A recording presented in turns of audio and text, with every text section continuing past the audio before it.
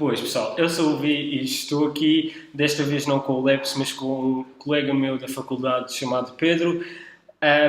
O Leps não vai poder entrar no podcast esta semana, pois ele está fora, sendo que o podcast semanal normal, em que nós vamos fazer as reviews dos investimentos da semana, das notícias e tudo mais, será no final da semana, em princípio sairá sábado ou domingo. Porém, hoje, como eu disse, eu tenho aqui um convidado especial, que é novo no mundo das cryptocurrencies e que tem algumas questões para nos fazer. Espero que desta maneira vos possa trazer algumas respostas, principalmente para os iniciantes. Olá, boa tarde, eu sou o Pedro. Então, vamos começar com as questões. Portanto, para começar, eu acho que é importante dizer que eu não sou totalmente ignorante em relação às cryptocurrencies. Tudo o que eu sei baseia-se em ouvir as conversas dos meus colegas, inclusive do Vitor. Mas pronto, vou começar com as perguntas então. Portanto, em primeiro lugar, do ponto de vista de alguém que não investe no momento, se eu quiser começar a investir, o que é que eu devo fazer primeiro? Então, para começar a investir, primeiro, o que eu aconselho fazer é aprender mais sobre as cryptocurrencies em geral, sobre o mundo das moedas digitais e depois sobre a moeda que de facto estás a pensar em investir e porquê. Pois há muitas pessoas que não têm um background a investir e que não sabem sobre o que é que estão a investir e estão a investir na Bitcoin só porque é Bitcoin. E eu penso que isso não deve ser assim, não é? Porque é bastante importante nós sabermos sempre no que é que estamos a investir, para estarmos cientes dos riscos. Para além disso, deves de investir um valor que não te faça falta, ou seja, um dinheiro que tu não te importes com perder, pois quando investes em alguma coisa tens de partir sempre do princípio que estás disposto a perder esse dinheiro, porque de facto isso pode acontecer. E depois, se não perderes, fantástico, ganhaste dinheiro, mas tens de estar sempre disposto a perder esse dinheiro, ou seja, se precisares desse dinheiro para alguma coisa, não uses. Agora, passado estas partes, já tens algum dinheirinho de parte que não ias usar para nada, e o que é que tu fazes? Tu procuras uma exchange, ou seja, um sítio onde tu podes comprar criptomoedas. Há várias, eu normalmente costumo recomendar as mais user-friendly, que são a Coinbase, que apesar das fees não serem as melhores, é mais user-friendly e tudo mais. Entretanto, tu compras o que queres comprar, por exemplo, Bitcoins ou Ethereum ou outra cryptocurrency. Normalmente as pessoas começam sempre por Bitcoins ou Ethereum porque são as mais comuns, e depois tens a oportunidade de ou as deixar na tua exchange ou movê-las para uma wallet. Quais são as vantagens e desvantagens de ambas? Se tu as deixares na exchange, tu perdes em termos de segurança, pois, por exemplo, se a exchange for hackeada, tu perdes as tuas Bitcoins ou Ethereum. Porém, se tu as passares para uma wallet, tu vais ter problemas de fees, porque vais ser associado a fees de transação, não só da rede, mas também das fees que muitas vezes as exchanges te cobram para tirares lá as criptos. Para além disso, também, talvez, o preço de uma wallet? Não, as wallets são grátis, a não ser as hardware wallets. As wallets online são grátis.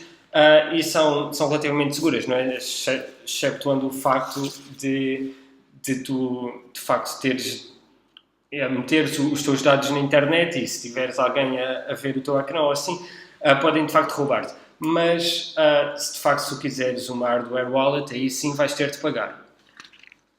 Portanto, a segunda pergunta seria em relação ao movimento das ações, por exemplo, de empresas reconhecidas como a Apple, comparativamente com o movimento do preço das cryptocurrencies, como a Bitcoin.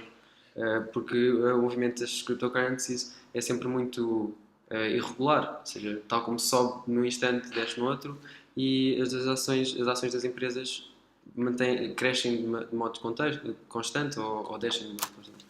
Sim, isso de facto acontece, pois as oscilações acontecem porque o mercado das cryptocurrencies é um mercado recente e é um mercado que, por isso, tem muitas flutuações. Só para teres uma noção, por exemplo, esta semana houve um boato que as exchanges coreanas iam fechar por completo. O boato depois não se verificou verdadeiro e agora já dizem que só quem tiver os seus dados verificados lá é que podem de facto usar as exchanges. Ou seja, o que é que isto faz? Isto faz com que o preço flutua muito porque há sempre muitos rumores e o mercado é muito novo e há muita gente pouco experiente a investir, e isto faz com que, as pessoas, por existir estes rumores, existe muita gente que tira logo o dinheiro ou que vai meter mais dinheiro, porque, por exemplo, muita gente que tem a sua Bitcoin em cripto, em exchanges coreanas, logo que ouviu este rumor pensou logo, é melhor eu vender, senão ainda vou ficar sem os Bitcoins. E há rumores destes a toda a hora, e no mercado tão novo há muita gente a dar opiniões, presidentes de bancos a dar opiniões, tudo. E isto tudo mexe muito com o mercado. Mas não existem rumores em relação a empresas também? Exatamente, existem rumores em relação a empresas, isso de facto acontece, só que quando o mercado não é tão novo e como não há tanta especulação como há no mundo das cripto, não acontece tanto, mas por exemplo, acontece com a Apple. Toda a gente sabe que quando o iPhone sair vai haver muitas flutuações, o novo iPhone sair vai haver muitas flutuações nas ações da Apple. Isso de facto acontece sempre. Agora, se é para cima, se é para baixo, se é durante um dia, se é durante uma semana, não se sabe, mas isso de facto acontece. E tal como a cryptocurrency também acontece nas outras empresas, só que não numa escala tão árdua. Okay. A terceira pergunta tem a ver mais da perspectiva de programadores, que é mais sobre eu querer saber como é que, se me conseguis escrever na forma geral, o código das criptos. Então, o código das criptos per se, eu não te consigo descrever, não é? Porque é uma coisa um pouco complexa, apesar de ser open source, e poderes verificá-lo no GitHub ou noutros sítios das diversas criptos. Mas basicamente funciona em sistema de blockchain, ou seja, quando eu transfiro 1 euro para ti, segundo os bancos, o que é que acontece? O nosso banco vai verificar se eu de facto tinha 1 euro na minha carteira e se tu de facto recebeste e ficaste lá com 1 euro. Basicamente isso funciona. Porém, isto assim estamos a confiar no banco. No caso das bitcoins, o que funciona é existe um sistema de blockchain, ou seja, imagina um ficheiro, não é um ficheiro, mas pronto, que está copiado por muito lado, usando palavras, termos que não são técnicos e mais ou menos verdade, mas mais fácil de perceber. Em que, quando eu faço uma transferência para ti, isso fica gravado na blockchain. Ou seja, que eu de facto tirei X da minha wallet e meti X na tua wallet. Por isso tu agora tens X mais Y, que já lá tinhas antes, na tua wallet. E é assim que funciona. Para isto, depois temos os mineradores que estão a verificar estas transações. São basicamente computadores que estão ligados a verificar se de facto eu passei X, se eu tinha X na minha wallet, passei X menos 2 para a tua wallet. Ok, funciona. E tu de facto recebeste isso na tua wallet e tens isso na tua wallet agora. Ok. Percebeste? Sim, acho que sim. Em relação também mais na parte de programadores, mas em relação ao que eu ouço falar, que é farmar bitcoins, como é que o processo consiste e mais ou menos especificações de um PC para que isso possa acontecer? Então, atualmente, principalmente em Portugal, a eletricidade é um pouco cara. Ou seja, não é muito rentável minerar Bitcoin, que é o termo certo. Porém, se tu comprar, existe uma espécie de computadores que se chamam ASICs, que foram computadores que são super eficientes para minerar Bitcoins. Ou seja, esses computadores, de facto, se tu comprares esses computadores, tu podes, de facto, ter algum lucro e conseguires minerar Bitcoins. Agora, com o teu computador de casa, tu não consegues porque o teu processador e o teu GPU não são bons o suficientes ou específicos o suficientes para tu minerares bitcoins e não vais ter lucro e provavelmente até ias ter uma conta de eletricidade mais cara do que os lucros que tu irias ter de facto de conseguires minerar bitcoins. Consequentemente, se tu quiseres de facto entrar nesse mundo, tu terás de comprar os equipamentos para isso, ou seja, ou uma gráfica muito boa, ou um ASIC, e terás de escolher a cripto que tu quiseres para de facto colocares o teu computador, ou a tua gráfica, ou o teu ASIC, a minerar o que tu quiseres. Ok, muito bem. Por último, queria saber relativamente limites de transações de cripto. Ou seja, se toda a gente de repente ouvir falar de criptos e toda a gente quiser começar a comprar tudo ao mesmo tempo, qual é que é o limite?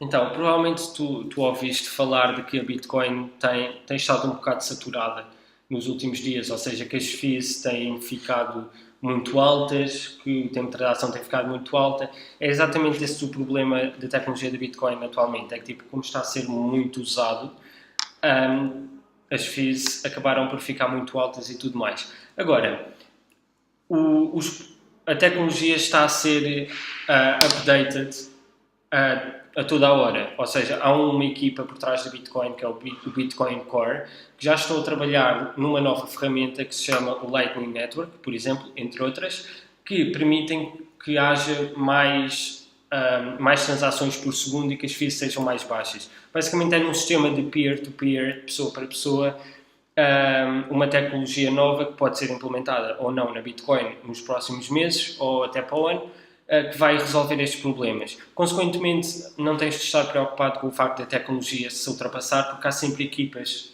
a trabalharem em conjunto para não fazer isso. Afinal, eu tenho mais uma pergunta. O que é que me podes dizer sobre as diferenças, não só de código, mas de modo geral também, sobre cada uma das criptos? O que é que distingue cada uma? Eu já ouvi falar que a Bitcoin Cash tem muito a ver com a Bitcoin, é quase uma réplica, pelo menos foi a ideia que eu fiquei. Mas entre as diferentes, Ethereum e Bitcoin e assim. Então, isso é tipo tu estás-me a perguntar qual é a diferença entre diversas empresas. Agora, cada cripto tem o seu código, cada cripto tem o seu propósito. A maior parte, portanto, há milhares de criptos e cada cripto tem um propósito diferente. Por exemplo, o Ethereum tem o propósito de fazer contratos inteligentes, smart contracts, entre pessoas para, por exemplo, eu faço um contrato que se o Benfica ganhar, tu dás-me 1 euro, se o Benfica não ganhar, eu dou-te 1 euro e não temos de confiar em ninguém. Pronto, há plataformas baseadas em Ethereum que fazem isto. Há outras baseadas em Ethereum também que fazem smart contracts com outras coisas. Ou seja, cada cripto tem de facto o seu propósito. Consequentemente, cada cripto vai ter o seu código.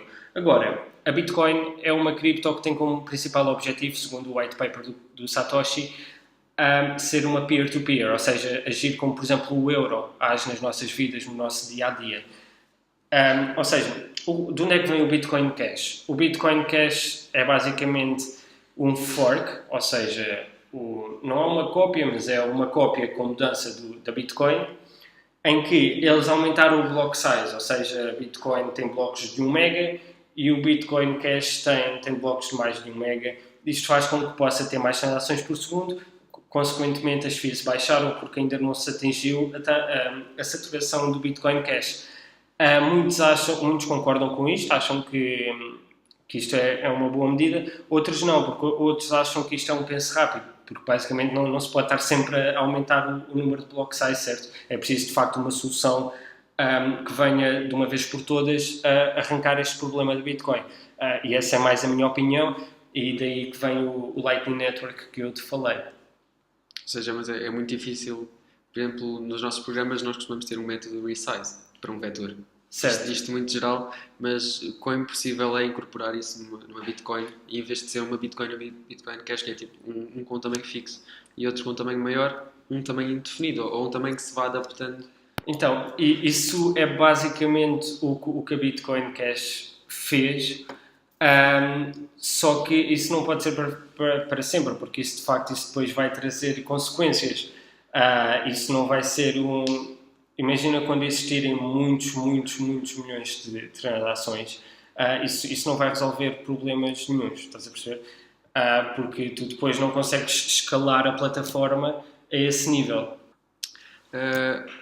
As perguntas vão surgindo assim espontaneamente, quando me vai lembrando, mas a próxima que eu tenho tem a ver com a Bitcoin estar agora no mercado e pronto, portanto este acontecimento é recente. O que é que se pode expectar das outras criptos? Será que elas vão gradualmente sendo aceitas no mercado? Como tu disseste, cada uma tem o seu propósito, portanto eu não consigo ver exatamente, cada uma não vai sendo tão abrangente como a Bitcoin. Não sei porque que a Bitcoin é mais abrangente que as outras. Provavelmente tem a ver com o código. Então a Bitcoin foi a origem. A Bitcoin foi, para além da Bitcoin ser muito bem feita, apesar de agora termos tentado alguns problemas de tecnologia, a Bitcoin foi a origem, foi a primeira, é o mainstream, é o que toda a gente conhece, onde a especulação funciona mais e é tipo muita gente ouve falar em bitcoins, pouca gente ouve falar em cryptocurrency. Isto é muito pelo facto de ser a primeira, muito pelo facto de uma quase que tradição, quero dizer.